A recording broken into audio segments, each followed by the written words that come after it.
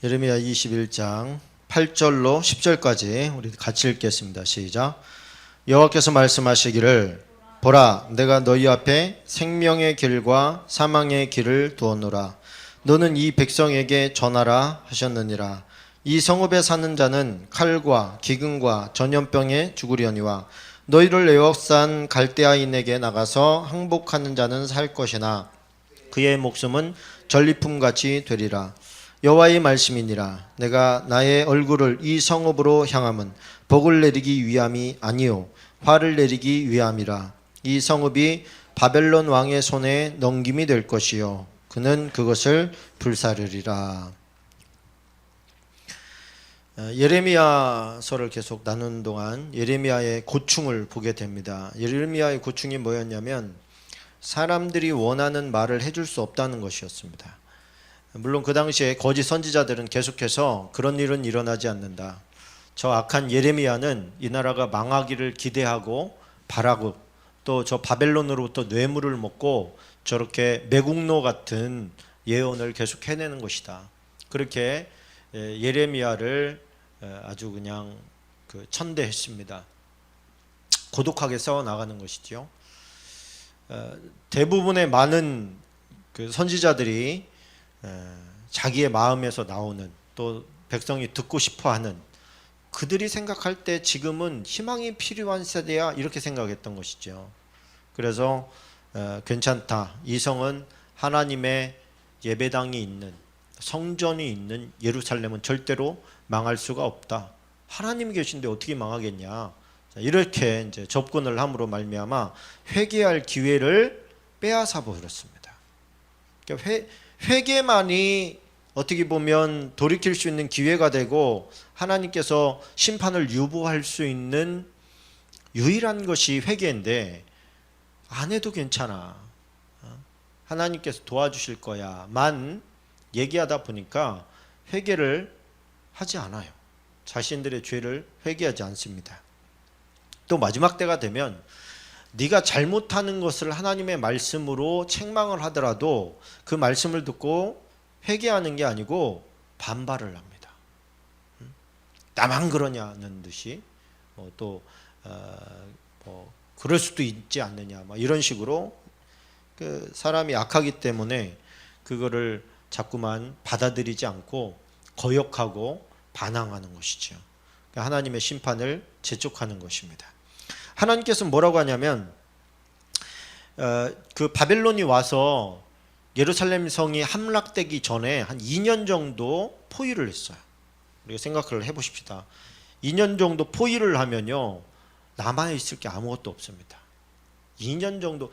왜냐하면 근처에 있는 사람들이 이 죽음을 피하기 위해서 다 성 안으로 들어와요. 왜? 성 안은 그래도 성이 지켜주니까 이 울타리가 되어주니까 뭐 먹을 거니 뭐니 양이니 짐승이니 할 것 없이 가지고 들어올 수 있는 것들을 다 가지고 들어와요. 또 그래야 되고 가지고 들어와서 그 가지고 들어온 양식들 짐승들 우양들 이거 가지고 이제 얼마나 버티기 하느냐 이 버티기 작전하는 거예요. 만약에 그런데 이 이스라엘 같은 예루살렘은 군인이 많지 않았어요. 군인은 상비군이라고 하죠. 항상 전투 준비가 되어 있는 군인은 얼마 되지 않았고 전쟁이 일어나면 보통은 농사짓던 사람들이 다 삽이며 곡괭이며 들고 와서 일반인들이 용병이 돼서 이제 전쟁을 치르는 거예요. 그런데 뭐 상대가 돼야죠. 숫자적으로. 그러니까 일단은 예루살렘 성 안에 갇혀 있다시피 밖에는 다 포위하고 있으니까 갇혀 있고 그 성벽이 방패막이가 돼서 이제 들어오는 사람들은 이제 막을 수 있는 것이죠. 벽이 큰 역할을 해주니까. 그러면서 뭐를 기다리냐면 애굽이 와서 우리를 도와줄 거다. 동맹국이 아니냐. 그러면서 애굽을 많이 바라봤습니다. 그래서 애굽을 바라보면서 그들이 와서 우리를 도와줄 거니까 우리는 조금 그렇게 군사비로 나가는 금액을 다른 쪽으로 돌리면 더 많이 뭐 사회 기반 시설이나 이런 것들을 할 수 있으니까 그렇게 해도 된다. 이렇게 생각을 했던 거예요. 그러다 보니까 결국 전쟁이 딱 터졌을 때 어떻게 일이 벌어집니까? 애굽을 기다리면서 기다렸지만 2년여의 시간이 흐르는 동안에 오지 않았어요. 그러니까 결국 어떻게 됩니까? 이제 정복이 되는 것이죠. 그 2년 동안 기다리는 것이 이게 쉬운 일이 아니기 때문에 가서 하나님께서 베푼 그 은혜가 뭐였냐면 항복하는 사람은 살 거다. 항복하는 사람은 살 거다. 그러나 자유하지는 못한다. 노량물을 얻음같이 목숨 부지해서 가서 포로로 끌려가서 그곳에서 포로 노릇을 해야 된다. 그러나 살 수는 있다. 이게 이제 하나님께서 제시하신 마지막 어떤 조건이었어요. 근데 그렇게 하지 않죠. 인간은 미래를 모릅니다. 그렇죠? 미래를 몰라요. 하나님만 아시는 거 아닙니까? 근데 미래를 보는 사람들이 간혹 있어요. 그게 사실은 진짜 리더입니다.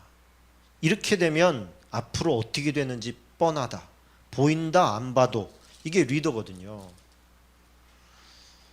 그런데 우매한 사람들은 리더의 말을 듣지 않죠. 당장 눈앞의 걸로만 하지요. 만약에 지금 그리스 사태가 났지 않습니까? 그리스 사태가 터지기 전에 그리스가 지금 망하게 생겼어요. 왜 망하게 생겼어요? 이 복지에다가 너무 많은 돈을 투자를 해버렸단 말이에요. 그러면 왜 복지에다가 그렇게 투자를 했는지를 알아야 돼요. 복지에다가 투자를 내가 정치가가 되면, 내가 정권을 잡거나 아니면 국회의원이 되면 내가 이 지역을 복지를 잘 하게 해주겠다, 이런 공약을 해야 사람들이 그래 네가 우리를 잘 살게 해줄 모양이네 그러고 찍을 거 아닙니까? 그러면 이 사람이 됐어요. 됐는데 딱 재정 상태를 보니까 나갈 게 다 있어. 이미 나갈 게 다 있단 말이에요. 그런데 시민들은 뭐라 그래요? 네가 약속한 거 내놔 그러지 않겠어요? 약속한 거 내놔. 그럼 둘 중에 하나 해야 돼요. 공약을 위반하든가 아니면 주긴 해야 되는데 돈이 없으니까 어떻게 돼요? 세금을 더 걷든지 아니면 빚을 내는 거예요. 근데 세금을 더 걷는 것은 위험부담이 많아요. 그 자기 돈 뺏어가는데 누가 좋다 그럽니까? 그러니까 빚을 내요. 어차피 내 뒤에 어떤 사람이 갚아내겠지 뭐, 이런 마음으로 빚을 내서 주는 거예요. 그러니까 어떻게 돼요? 우매한 백성은 당장 돈을 주니까 좋다 잘한다 막 이렇게 하는 거지요. 그러나 정치인들은요, 그렇게 하면 망한다는 걸 알아요. 알면서도 하는 거예요. 왜? 자기 때만 아니면 된다 이거예요. 우리나라 역대 대통령들이 이렇게 많은데 우리나라 빚이 이렇게 많으니까 내가 아무것도 안 할지라도 난 일단 이 빚을 끄겠습니다. 그럼 의식 있는 사람은 그 사람을 찍어요. 그런데 일단 먹고 살기 힘든 사람들은요, 그런 거 필요 없다고, 일단은 달라고 이렇게 해요.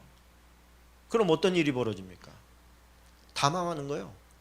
다 망하는 거예요. 그러니까 다수결이라고 하는 것은 이런 각도에서 보면 맞아요, 안 맞아요? 안 맞아요. 미래를 볼 수 있는 사람은 극소수고 대부분 다 미래를 몰라요. 그러니까 어떻게 일단은 달라. 뭐 손들어. 원하는 사람 손들어. 그러니까 다수결의 원칙으로 가니까 나라가 망하는 길로 가는 것이죠. 그리스뿐만이 아닙니다. 미국도 마찬가지고요. 유럽이 대부분 그래요. 우리나라도 그렇게 가고 있어요, 사실. 그러니 미래를 내다보고 지금 우리가 이 쓴 일을 감당해야 됩니다 라고 하는 말을 누가 듣느냐고. 이 미련한 인간은 끝까지 가보자예요. 그래서 죽어. 멸망해요. 한번 맛들인 걸 가지고 이거를 포기를 못하는 겁니다. 22장 10절을 같이 한번 보겠습니다. 시작. 너희는 죽은 자를 위하여 울지 말며 그를 위하여 애통하지 말고 잡혀간 자들을 위하여 슬피 울라. 그는 다시 돌아와 그 고국을 보지 못할 것임이라. 죽으면 끝나는 거예요. 죽으면 기회가 없어요.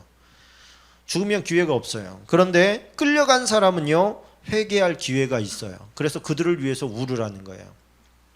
그들이 고국에 돌아오지 못하니까 슬퍼해줘라, 이런 의미가 아니고, 그들은 고국으로 돌아올 희망이 있는데 그들이 포로로 끌려가서도 회개하지 않는다면 돌아올 수 있는 기회가 없어지는 거예요. 이스라엘의 재건의 기회가 없어지는 것이죠. 그래서 환난 때에, 위기 때에 너는 하나님께 부르짖어서 기도할 수 있도록 그들을 위해서 통곡하라, 울어주라. 우리가 지금 안타까운 게 뭡니까? 지금 크리스천들이 많이 떠나고 있어요. 세상으로 나가고 있어요. 왜냐하면 세상이 주는 죄악의 맛이 너무 좋기 때문에, 달기 때문에 거기로 자꾸만 나가요. 그러면 이미 하나님의 세계를 맛보지 못한 사람들이 지금 죄악의 맛을 보고 나서 어느 순간 내가 이렇게 살면 안 돼, 내가 하나님을 믿어야겠다, 그리고 돌아오는 확률은요, 앞으로는 거의 정말 찾아보기 힘듭니다. 그런데 반면에 하나님을 잘 믿던 사람들이 세상으로 나갈 확률은 점점 커지고 있어요. 그럼 우리가 기도해야 될 거는 누구를 위해서 기도하느냐? 사실은 믿다가 지금 세상으로 나가 있는 사람들을 위해서 기도해야 됩니다. 그들이 돌아올 수 있도록. 마치 포로로 끌려가 있는 상황과 같아요. 그들을 위해서 울어주라. 마음 아파하라. 그들이야도 돌아올 수 있도록. 22장 21절 같이 한번 읽어보겠습니다. 시작. 내가 평안할 때 내가 내게 말하였으나. 언제 말했어요? 평안할 때에 내게 말하였으나 네 말이 나는 듣지 아니하리라 하였나니 내가 어려서부터 내 목소리를 청종하지 아니함이 내 습관이라. 하나님의 메시지는 위기 때, 환난 때에 메시지가 떨어져요. 그러면 많은 사람들이 사실 회개합니다. 우리나라에 만약에 전쟁이 일어난다, 지금 전쟁이 일어납니다, 이렇게 얘기하면요 별로 안 믿습니다. 또 그 얘기야? 이렇게 얘기해. 또 그 얘기야. 그런데 전쟁 터지고 나서 회개를 요청하면요 회개할 사람 많습니다. 생각을 해보라는 거예요. 일단 터지고 나면 뒷수습하기가 매우 힘들어지는 거예요. 그들이 당할 고통은 이루 말할 수 없는 거예요. 전쟁 전과 후는 판이하게 달라지는 거예요. 하나님께서 해주시는 말이 뭐예요? 평안할 때에 그 일이 일어나지 않도록 경고하고 예언하고 또 경책을 하면 들어야 되는데 뭐라는 거예요? 안 듣는다는 거예요. 그리고 듣긴 들어도 한 귀로 흘려 보내는 것이 뭐래? 네 습관이라는 거예요. 그러니까 하나님의 말씀이 내 경종을 울리는 메시지가 아니고 뭐다? 하나의 습관에 젖은 그 어떤 예식에 지나지 않는 거죠. 이게 마지막 때에 일어날 이게 레파토리가 비슷해요.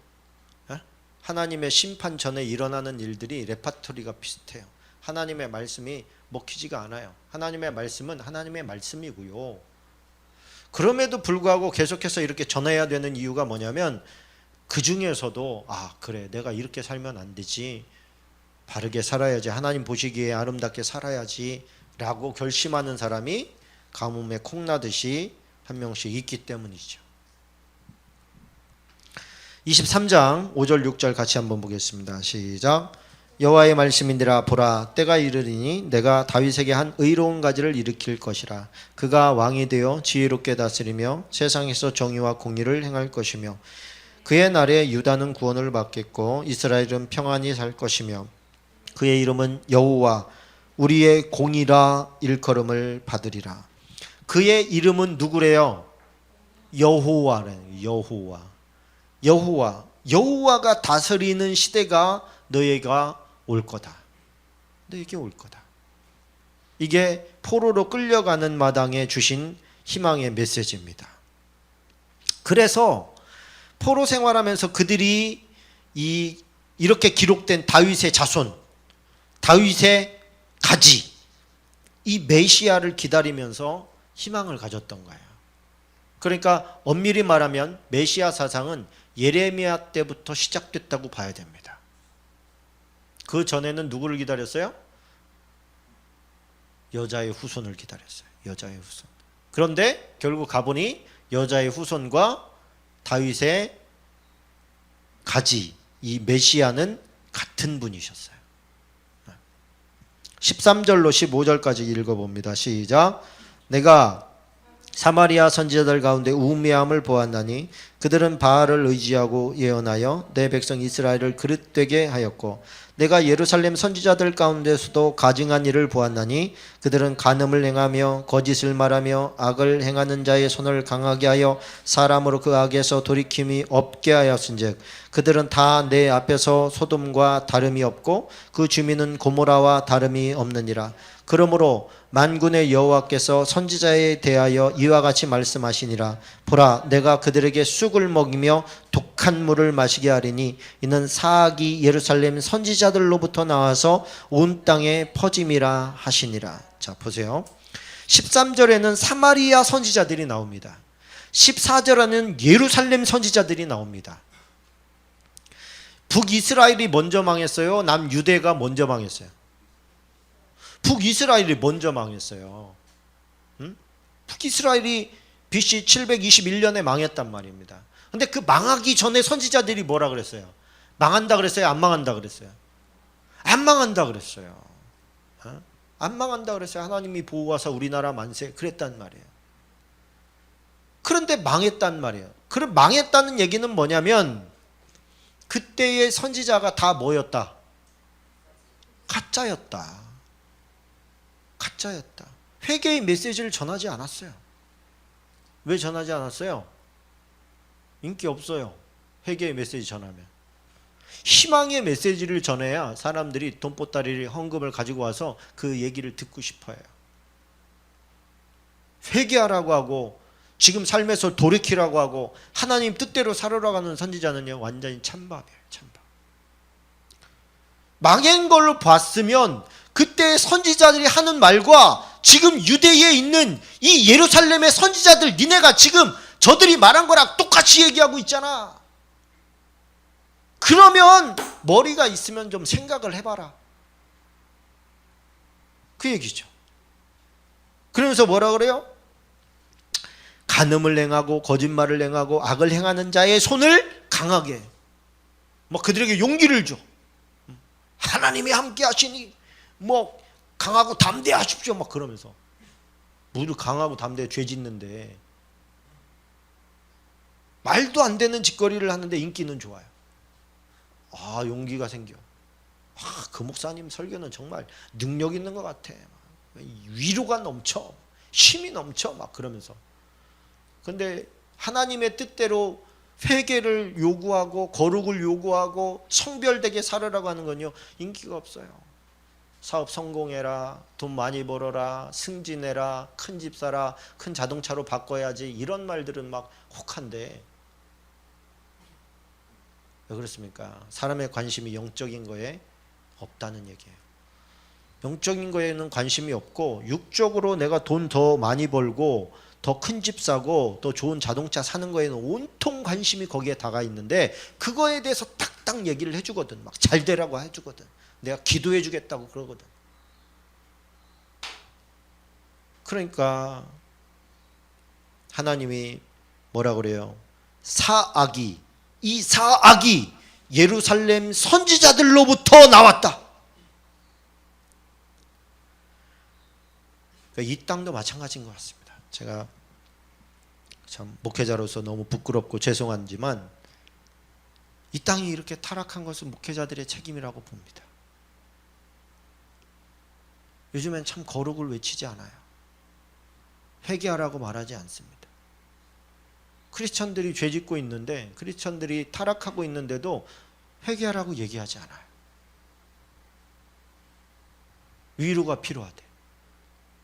그 나가서 타락해서 죄지면요, 공허함이 오고요, 상처가 생기거든요, 죄 때문에.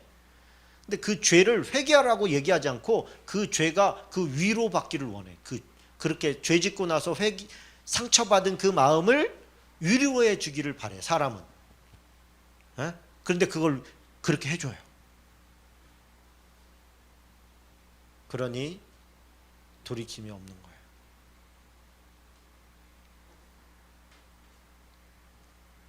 우리는 그러지 말아야 될 줄로 믿습니다. 그러면 그 사람들이랑 우리랑 본능이 다릅니까? 똑같아요. 그렇지? 똑같아요. 본능은 똑같아요. 죄 짓고도 복 받기를 바라는 게 우리의 마음이에요.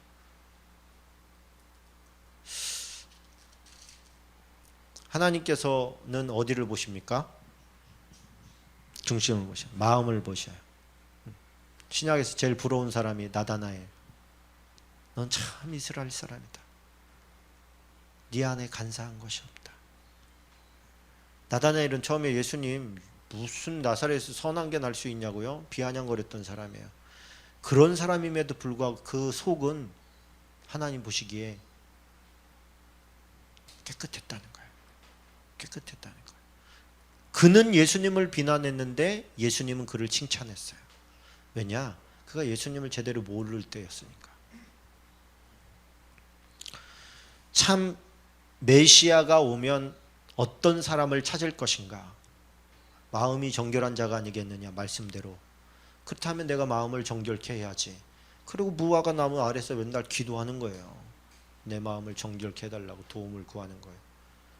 그러니 하나님께서, 예수님께서 어떻게 안 이뻐할 수가 있습니까? 어떻게 사랑하지 않을 수가 있습니까?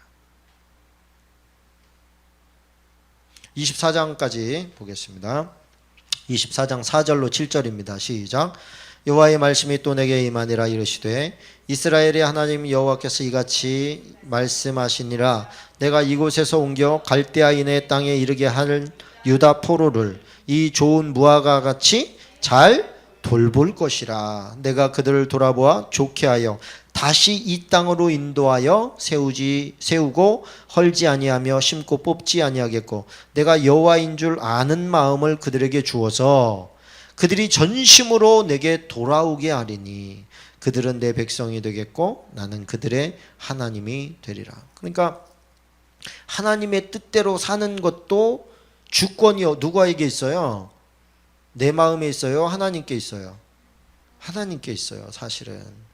그러니까 유다 포로로 너네 죄 많이 져서 보내놓고 방관하고 한번 이놈 자식들 당해봐라, 막 이렇게 하나님께서 그들의 고통과 고난을 고소하시는 게 아니라 그곳에서도 내가 그들을 어떻게 하겠다? 잘 돌보겠다. 그리고 회복시키겠다. 다시 돌아오게 하겠다.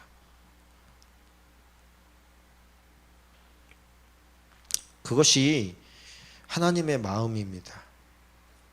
타락하고 자기 살고 있는 것이 귀한 줄 모르고 그 가운데서도 오히려 불평 불만만 하는 자들에게 하나님께서 책망하시고 다시 너네 종살이로 돌아가라. 노예 생활로 돌아가라.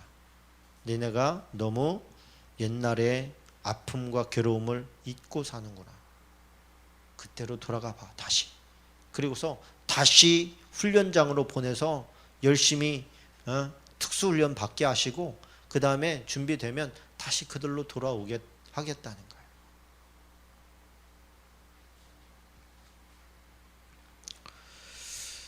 그러니까 하나님께서 나를 심판하시고 책망하시고 혼내더라도 내가 천국 가는 게 좋습니까? 아니면 그냥 하나님 내버려 두십시오. 나는 행복하게 싶습니다. 죽은 다음에야 뭔 상관입니까? 나를 좀 내버려 두시고 이 훈련 받지 않게 고난만 없이 그냥 순탄하게 잘 살게 해주십시오. 이게 요즘 사람들의 기도거든요, 사실. 그러니까 하나님이 답답하시겠죠. 진짜 배기가 없기 때문에 요즘은 진짜 배기가 하나님의 은혜도 집중해서 받는 것 같아요.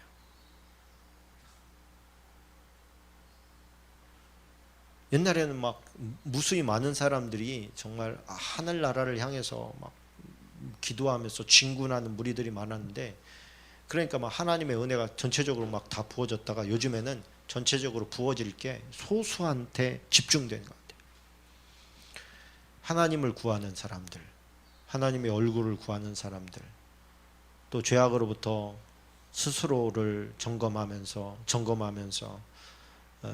기준이 제도하고 제구도 하니까 나도 한다, 이게 아니고 니네들은 다 할지라도 나는 안 한다, 하나님이 원하지 않으니까, 이런 믿음의 사람으로 새겨져야 될 줄로 믿습니다.